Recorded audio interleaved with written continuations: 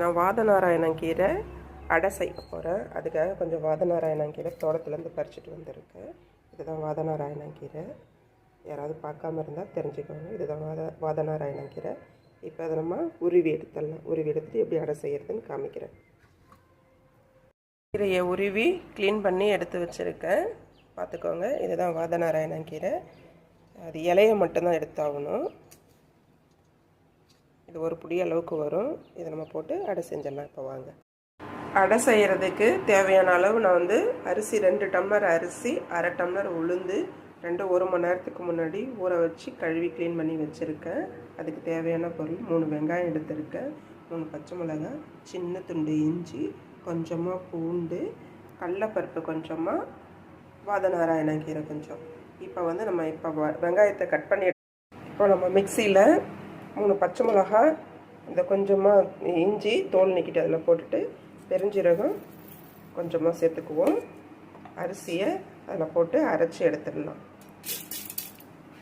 வெங்காயத்தை நான் பொடியாக அரிஞ்சு எடுத்துட்டேன். இதை நம்ம வதக்கி எடுத்து மாவில் சேர்த்துக்கலாம். உப்பு தேவையான அளவு உப்பு போட்டுக்கலாம்.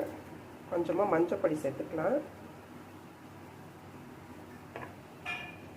கீரை உருவி வச்சுருக்கிற கீரையை பச்சையாகவே சேர்த்துக்கலாம். இதில் வதக்கணும்னு அவசியம் கிடையாது, பச்சையாகவே சேர்த்துக்கலாம். இப்போ வெங்காயத்தை வதக்கி ஆற விட்டு அதுக்கப்புறமா இதில் மிக்ஸ் பண்ணி எடுத்துக்கலாம். வெங்காயத்தை வதக்கி ஆற வச்சு எடுத்தாச்சு. ரொம்ப மாவோடு மிக்ஸ் பண்ணி கலக்கி எடுத்துக்கலாம்.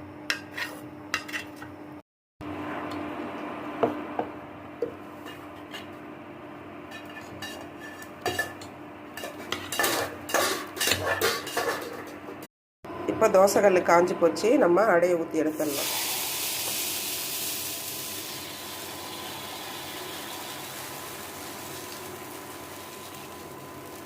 அடையை ஊற்றிட்டு சுற்றி ஓரத்தில் எண்ணெயை விட்டு 1 ஸ்பூன் எண்ணெய் எடுத்து சுற்றி ஓரம் சுற்றிலாம் விடுங்க. வெந்ததுக்கு அடை இப்போ வெந்து போச்சு. நம்ம திருப்பி போட்டு எடுத்துடலாம். திருப்பி போட்டு வேக விட்டு எடுத்துடலாம். இப்போது அடை நான் வேக வச்சு திருப்பி எடுத்துட்டேன். அடுத்த அடை ஊற்றியிருக்கேன். இப்படி நீங்களும் ஒன்றா ஊற்றி எடுத்துக்கோங்க. நாராயணங்கீரை சமைக்கும் போதே நல்ல மணமான ஒரு வாசனை வரும். அந்த வாசனையே நமக்கு சாப்பிடணும் போல் இருக்கும். வாங்க இன்றைக்கி நம்ம சாப்பிட்டு பார்த்தரலாம். இன்றைக்கி வாதநாராயணங்கீரைக்கு நான் தக்காளி சட்னி வச்சுருக்கேன். வாங்க சாப்பிட்லாம். இது உடம்புக்கு ரொம்ப நல்லது, உடல் வலியை எடுக்கும். இது ஒரு நாள் மட்டும் சாப்பிட்டுட்டு விட்டுடக்கூடாது.